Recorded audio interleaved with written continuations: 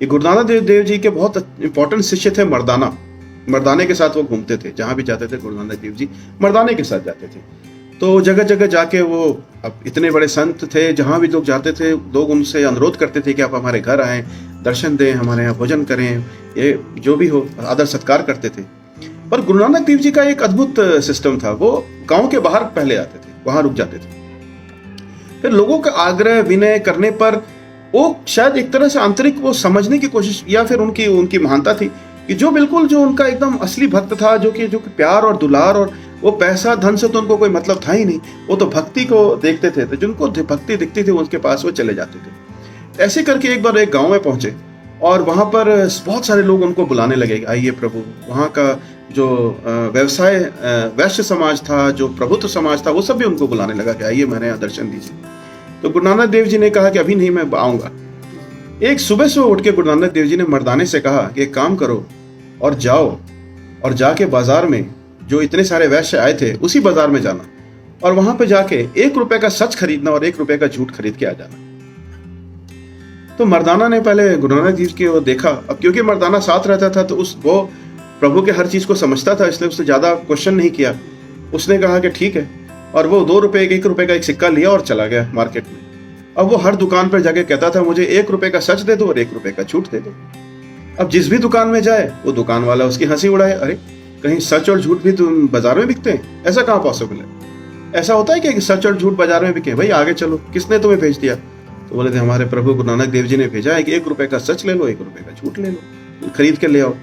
अब वो जहां भी जाता था लोग उसकी मजाक उड़ाते रहते थे। ऐसे करते करते वो घूमता रहा।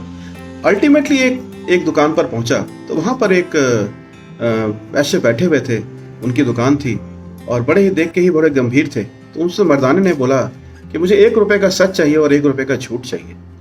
तो उसने कहा कि ठीक है बैठो।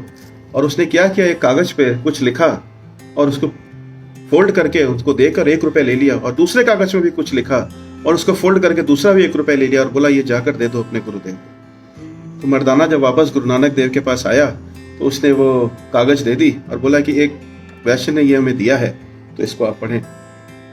तो गुरु नानक देव जी ने उसको पढ़ा और कहा कि मैं इसी के घर जाऊंगा और इसी के पास दर्शन दूंगा। तो लोग बड़े हैरान हुए कि ऐसा क्या उसने दे दिया 1 रुपया देख के, क्या? खुद मर्दाना भी बहुत हैरान था। तो गुरु नानक देव जी जब उसके घर दर्शन करने गए और वो बड़ा खुश हुआ और उनको बहुत प्रणाम करके उनसे आशीर्वाद प्राप्त कर रहा था, तो गुरु नानक देव जी ने उनको बताया कि मैंने 1 रुपए का सच और झूठ खरीदने के लिए बाजार में मर्दाने को भेजा था।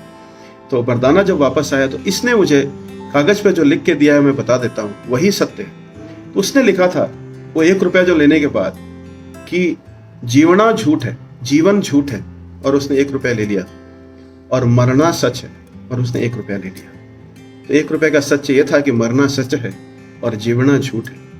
तो दोस्तों मित्रों, यही सत्य है कि जीवना झूठ है और मरना सत्य है। तो ये गुरु नानक देव जी को भी पता था, और जिस दिन हमें ये पता चल जाएगा और हम समझ लेंगे कि ये यही सत्य है, तो हमारे पास भी प्रभु और संतों के दर्शन होने प्राप्त हो जाएंगे। तो इसको लिटरल मीनिंग में आप ये समझ लीजिए कि जिस दिन आपको अनुभूति हो जाएगी कि संसार में जो भी चीज़ें हो रही हैं वो एक पर्टिकुलर प्रयोजन से हो रही हैं, किसी कारण से हो रही हैं, और हम सब उस कारण से जुड़े हुए हैं, तो उसमें जीवना झूठ है और मरना सत्य है। जिस दिन हम इसको समझ जाएंगे तो बहुत सारे कष्टों से हम निकल पाएंगे।